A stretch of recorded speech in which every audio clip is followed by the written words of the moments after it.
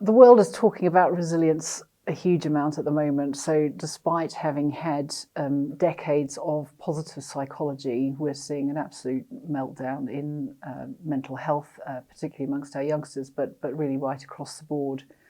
And there are really interesting resilience studies around that show us that there's a lot to be learned from those studies about what contributes to resilient people.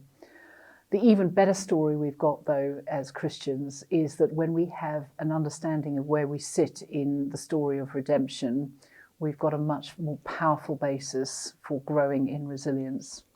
And there's also a lot of evidence that resilience can be developed, and that's very good news indeed. But in the story of redemption, we first of all understand our createdness.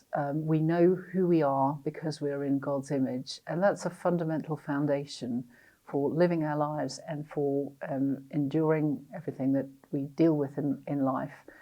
We know that we are in God's image. We also know that we are not meant to be all things to all people. We were created to be limited with boundaries. We were told that we could eat from any tree in the garden, but not that one. And right from the beginning, we have boundaries, and boundaries really help us with resilience. And then we also understand as Christian people that we live in a fallen world. And so that gives us a realism about how things should be. We long for the world to be better, but we also know that the world is broken and we know ourselves to be broken. And realism is found to contribute enormously to people who are resilient. And the Bible gives us a realism about the world and ourselves that really helps us as Christian people to grow in resilience. And then we also know that we're in the middle of God's redeeming work, the pinnacle of which is the cross. And we know that no matter how difficult life gets, we know that Christ's redeeming work cannot be undone. We know who we are in Christ.